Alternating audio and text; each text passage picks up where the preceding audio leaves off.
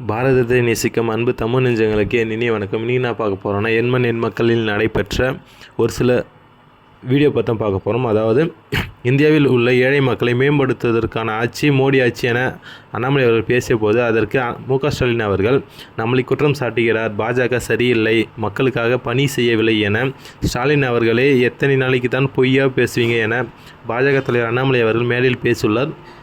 அதே போல் பாஜக தமிழகத்தில் வந்தால் முற்றிலுமாக சாரை ஆலைகள் மூடப்படும் எனவும் பலியாகக்கூடியவர்கள் ஏழை மக்கள் தான். மோடி அவர்கள் சாதாரணமான குடும்பத்தில் பிறந்த மனிதர். ஆனால் கொரோனா காலத்தில் வழங்கியது போல சுமார் 5 கிலோ அரிசி 1 கிலோ பருப்பு வழங்கப்படும் என்று மோடி அவர்கள் இன்னும் 5 ஆண்டுகளுக்கு வழங்கப்படும் என்று ஒரு உத்தரவாதம் வழங்கியுள்ளார்.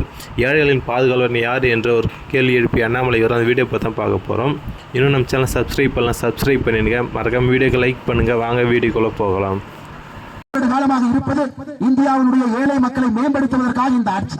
ஆனா இங்க இருக்கக்கூடிய மு.க. ஸ்டாலின் அவர்கள் நம்மை குற்றம் சுமத்துறார். பாரதிய ஜனதா கட்சி சரியில்லைங்கிறார். பிரதமர் மக்களுக்காக பணி செய்யவில்லை என்று கேட்கிறார். நான் உங்கள்கிட்ட கேட்கிறேன், பிரதமர் நன்றாக பணி செய்யவில்லை என்றால் கந்தர்வ கோட்டையில் இவ்வளவு பெரிய கூட்டம் கூடி இருக்குமா? நீங்க பதில் சொல்லுங்க. பிரதமர் பணி செய்திருக்கின்றார், உங்களுக்காக வேலை செய்திருக்கின்றார். அதனால்தானே கந்தர்வ கோட்டையில் மழையை பொருட்படுத்தாமல் நின்று கொண்டிருக்கின்றீர்கள். பிரதமருக்கு மீது நம்பிக்கை வைத்து நம்முடைய பிரதமர், நமக்கான பிரதமர், நாளை இந்தியாவுக்கான பிரதமர் என்கின்ற ஒரு பெரிய ஆதங்கத்தில் நின்று கொண்டிருக்கின்றனர். அதனால் முதலமைச்சர் மு.க. ஸ்டாலின் அவர்களே, எத்தனை நாளைக்கு மக்கள்கிட்ட பொய்ய பேசுறீங்க? எத்தனை நாளைக்கு பாரதிய ஜனதா கட்சியின் மீது பொய்ய சொல்லுவீங்க? 10,76,000 கோடி ரூபாய் கடந்த 9 ஆண்டுகளில் தமிழகத்தினுடைய வளர்ச்சிக்காக நம்முடைய பாரத பிரதமர் நரேந்திர மோடி அவர்கள் கொடுத்திருக்கிறார். வளர்ச்சி எல்லா மனிதரையும் சென்று அடைந்திருக்கிறது. அதற்காகத்தான் இவ்வளவு பெரிய மக்களுடைய அலை கந்தர்வ கோட்டையிலே நாம் பார்த்துக் கொண்டிருக்கிறோம். கடைசியாக சகோதர சகோதரிகளே, தமிழகத்தில் இன்னொரு விஷயத்தை முற்றிலுமாக ஒழிக்க வேண்டும் என்று பாரதிய ஜனதா கட்சி விரும்புகிறோம். என்னன்னாங்க, டாஸ்மாக் கடை. 5500க்கு மேற்பட்ட டாஸ்மாக் கடைகள் தமிழகத்தில் இருக்குது. இந்த டாஸ்மாக் கடை உங்களுக்கு புரியும் சகோதர சகோதரிகளே, இந்த டாஸ்மாக் கடை இருப்பதே திமுகவினுடைய சாராய வியாபாரிகள் அவர்களுடைய ஆலை நடப்பதற்காகத்தான் தமிழகத்தில் டாஸ்மாக் கடை இருக்கு. டி.ஆர். பால் அவர்களா இருக்கட்டும், ஜெகத் ரட்சகனா இருக்கட்டும், திமுக காரங்க எல்லாமே சாராய ஆலை வைத்திருக்கின்றார்கள். அந்த சாராய ஆலையிலிருந்து உற்பத்தி ஆகக்கூடிய சாராய பொருளை டாஸ்மாக் மூலமாக விற்கப்பட வேண்டும் என்பதற்காக தமிழகத்தில் 5500க்கு மேற்பட்ட சாராய கடைகள் இருக்கிறது. இதுல பலியாடி யாருங்க? பலியாடி ஏழை மக்கள், கஷ்டப்பட்டு வேலை செய்யக்கூடியவர்கள். 500 ரூபாய் சம்பளம் வாங்கினா கூட 200 ரூபாய் டாஸ்மாக் கடைக்கு போகுது. அது சாராய ஆலை நடத்தக்கூடிய திமுகவுடைய சாராய வியாபாரிகளுக்கு போகுது. அதனால்தான் சகோதர சகோதரிகளே, ஒரே ஒரு விஷயத்தை மட்டும் நான் சொல்ல போறேன் உங்களுக்கு. பிரதமர் நரேந்திர மோடி ஒரு சாமானிய மனிதன். சாதாரண ஏழை குடும்பத்தில் பிறந்து அவருடைய தாயார் 5 வீட்டுல 10 பாத்திரம் தேய்க்கிறவன். அவங்க அப்பா ஒரு டீ மாஸ்டர்.